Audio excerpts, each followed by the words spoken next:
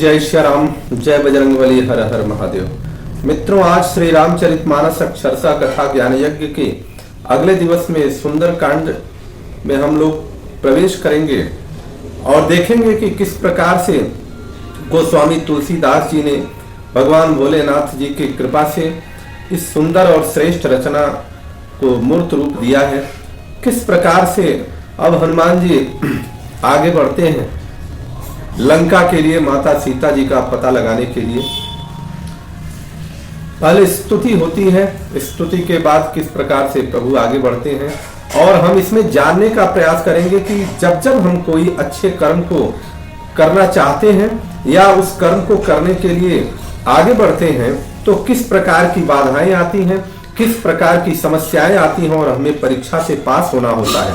जब हम कठिन परीक्षाओं से पास हो जाएंगे तब जाकर के हमारा कार्य सिद्ध होगा और हम एक नए रूप और नए प्रकार से अपने जीवन को श्रेष्ठता के रूप में प्रमाणित कर पाएंगे, जैसा कि हमारे हनुमान जी को भी ऐसी परीक्षा देनी पड़ी है। इसलिए हमें कभी भी अपने जिंदगी के दौर में किसी भी प्रकार की कठिन समस्याओं से भयभीत नहीं होना चाहिए, आगे बढ़ना चाहिए। गोस्वामी जी अब प्रभु हनुमान जी की स्तुति करते हैं और किस प्रकार से स्तुति करते हैं। शांतम शाश्वतम प्रमेयमनघम निर्वाण शांति प्रदम ब्रह्मा शंभु फणीन्द्र सेव्य मनीषम वेदांत वेदम विभुम रामाख्यम जगदीश्वरम सुरगुरुम माया मनुष्यम हरि वंदेहम करुणाकरम रघुवरम भूपाल चूड़ामणि। गोस्वामी जी लिखते हैं कि शांत, सनातन, अप्रमेय, निष्पाप, मोक्ष रूप परम शांति देने वाले ब्रह्मा, शंभु और शेष जी से निरंतर सेवित, वेदांत के द्वारा जानने योग्य, सर्वव्यापक, देवताओं में सबसे बड़े, माया से मनुष्य रूप में दिखने वाले, समस्त पापों को हरने वाले, करुणा की खान, रघुकुल में श्रेष्ठ तथा राजाओं के शिरोमणि राम कहलाने वाले जगदीश्वर की मैं वंदना करता हूँ। नान्याय स्पृहम रघुपते हृदयेष्मति हे सत्यम वदामि च भवान खिलांतरात्मा भक्तिम प्रयक्षन रघुपुंगव निर्भराम में कामादि दोष रहितम कुरुमानुषम च। हे रघुनाथ जी, मैं सत्य कहता हूँ और फिर आप सबके अंतरात्मा ही है, अर्थात आप सब कुछ जानते ही हैं। मेरे हृदय में दूसरी कोई इच्छा नहीं है। हे रघुकुल श्रेष्ठ, मुझे अपनी पूर्ण भक्ति दीजिए और मेरे मन को काम आदि दोषों से रहित कीजिए। गोस्वामी जी वंदना करते हैं और उसके बाद अब हनुमान जी की वंदना करते हैं। अतुलित बलधामम हेम शैलावदेहम धनुजवन कृशानम ज्ञानिनाम अग्रगण्यम सकल गुण निधानम वानराणामधीशम रघुपति प्रिय भक्तम वासुजातम नमामि। अतुल बल के धाम, सोने के पर्वत के समान कांति युक्त शरीर, हेम शैलावदेयम, धनुज वन कृशानम, दैत्य रूपी वन को ध्वंस करने के लिए अग्नि रूप, ज्ञानी नाम अग्रगण्यम, और ज्ञानियों में अग्रगण्य अर्थात पूर्ण ज्ञान वाले, सकल गुण निधानम, संपूर्ण गुणों के निधान, वानराणामधीशम, वानरों के स्वामी, रघुपति प्रिय भक्तम बात जातम नमामि। श्री रघुनाथ जी के प्रिय भक्त पवन पुत्र श्री हनुमान जी को मैं प्रणाम करता हूँ। आगे गोस्वामी जी लिखते हैं कि जामवंत के वचन सुहाए, सुनि हनुमंत हृदय अति भाए, तब लगी मोहि परिखे हूँ तुम भाई, सही दुख कंद मूल फल खाई। जामवान के सुंदर वचन सुनकर हनुमान जी के हृदय को बहुत ही भाए, अर्थात जामवंत जी ने जिस प्रकार से हनुमान जी को प्रेरित किया, हनुमान जी को बहुत अच्छा लगा, अर्थात हनुमान जी जग गए और प्रेरित हो गए और वे बोले, हे भाई, सबसे बोल रहे हैं, जितने भी वानरों का जूथ था उन सबसे बोल रहे हैं कि हे भाई, अब थोड़ा दुख सह लेना तुम लोग, कंदमूल फल खा करके तब तक मेरी राह देना। कब तक मेरी राह देखना कि जब लगिया वह सीता ही देखी, होई काज मोहि हर्ष विशेषी। जब तक मैं सीता जी का पता लगा करके लौट ना आऊं तब तक मेरी राह देखना। होई काज मोहि हर्ष विशेषी, काम अवश्य हो गया क्योंकि मुझे बहुत ही हर्ष हो रहा है। जब आप किसी भी कार्य को प्रारंभ करते हैं और उस कार्य को प्रारंभ करते समय उत्साह हर्ष का भाव आपके शरीर के अंदर आ रहा हो तो समझिए शुभ संकेत मिल रहा है। और ये हनुमान जी बता रहे हैं, यह कई नाई सबनी कहु माथा, चले हरसी ही धरि रघुनाथा। यह कहकर और सबको मस्तक नवाकर तथा हृदय में श्री रघुनाथ जी को धारण करके हनुमान जी हर्षित होकर के चले। हृदय में श्री रघुनाथ जी को धारण करके, ऐसा नहीं है कि उन्होंने हनुमान जी ने ऐसा भाव किया कि अब हम निकल रहे हैं और पता लगा के आते हैं। सबसे पहले श्री रघुनाथ जी को प्रणाम करते हुए अपने हृदय में धारण किया। और जब आप श्री रघुनाथ जी को हृदय में धारण कर लेंगे तो निश्चित कार्य आपका सफल होगा। श्री रघुनाथ जी आप पर कृपा करेंगे।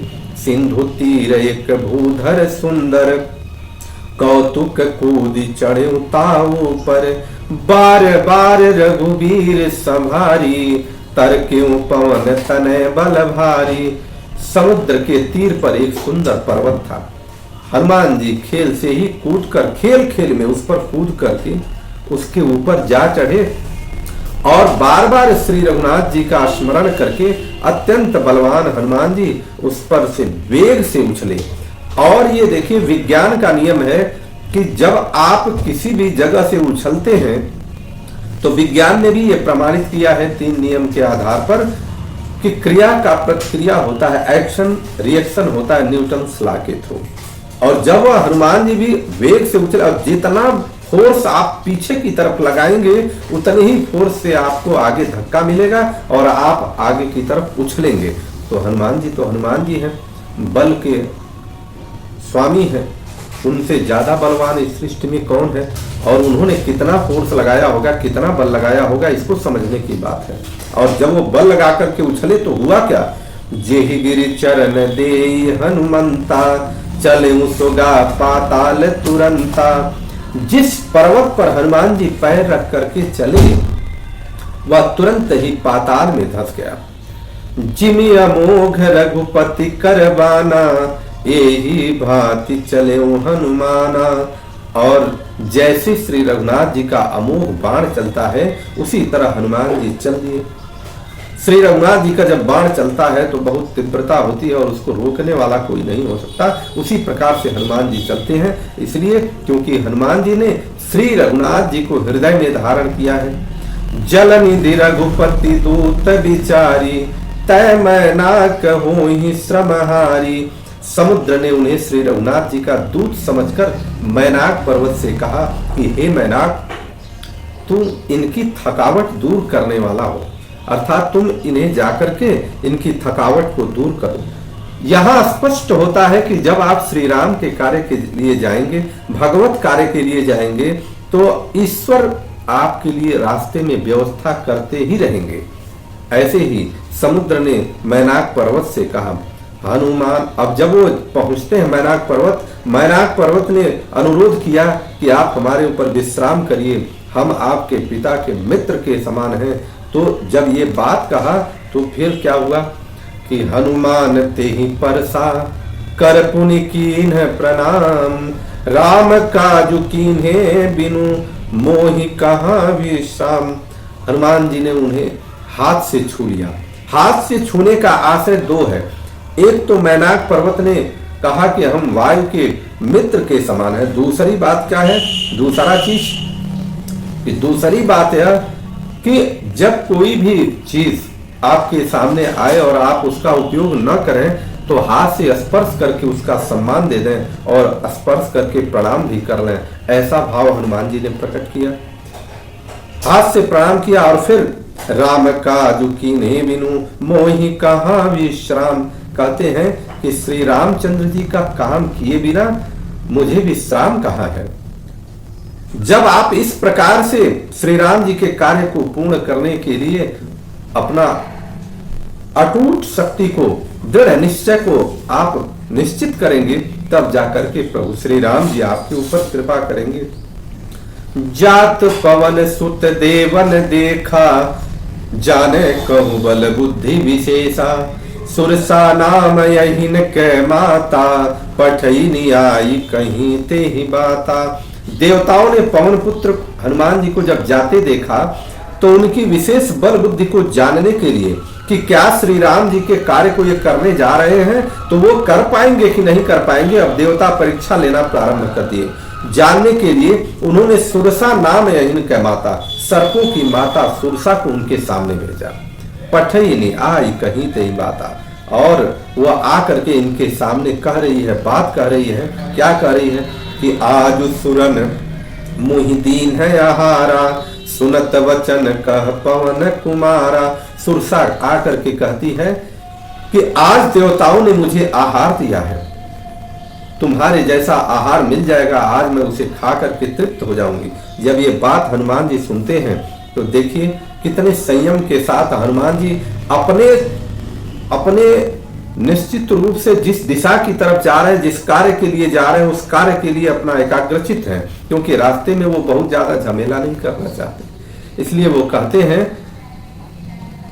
कि सुनत वचन कह पवन कुमारा, राम काज करी फिर मैं आऊं। हे माता, राम जी के काज को, राम जी के कार्य के लिए मैं जा रहा हूं और फिर मैं लौट करके आऊंगा, और सीता कही सुधि प्रभु ही सुनाओ। सीता जी की जो समाचार लेने के लिए मैं जा रहा हूं उसको मैं प्रभु को सुनाऊंगा, बता दूंगा। तब तब बदन पैठी हम जाई, तब लिखा है कि तब मैं आकर के तुम्हारे मुंह में घुस जाऊंगा। कैसे? तब तब वदन पैठी हूँ आई, सत्य कहूँ मोहि जान दिमाई। हे माता, मैं सत्य कहता हूँ कि मैं आकर के तुम्हारे मुख में प्रवेश करूंगा। कवने हूँ जतन दे नहीं जाना, ग्रससी न मोहि कहो हनुमाना। जब इतनी बात कहते हैं तो सुरसा कहती है कि देखो, मुझे ब्रह्मा का वरदान है कि जिसके सामने मैं खड़ी हो जाऊं वह बिना मेरे मुख में प्रवेश किए हुए आगे नहीं बढ़ सकता। तो किसी भी प्रकार का जत्न करोगे तुम आगे नहीं जा सकते जब तक मैं तुम्हें ग्रस न लूं। अब जब ग्रस न लूं अर्थात उसको वरदान है कि मुख में जाना ही पड़ेगा तुमको। तो हनुमान जी ने बुद्धि अपना लगा लिया, क्योंकि ज्ञानी नाम गगण्यम, सकल गुण निधान, सारे गुणों के निधान है। और बुद्धि विवेक के कितना खान है हनुमान जी, और बुद्धि लगाते हैं कि इसको वरदान है कि केवल इसके मुख में जाना है हमको और आना है। तो जुगाड़ लगाएं, बुद्धि लगा दें। कौन सा बुद्धि लगाएं?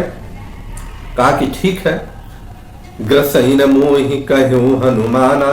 हनुमान जी कह रहे कौने जतन देहु नहीं जाना। वो जब कहती है तो हनुमान जी कहते हैं तो हमको आप ग्रस लीजिए, हमको आप अपने मुंह में डाल दीजिए। जो जन भरते ही वदनु पसारा, कपि तनु कीन है दुगुन विस्तारा।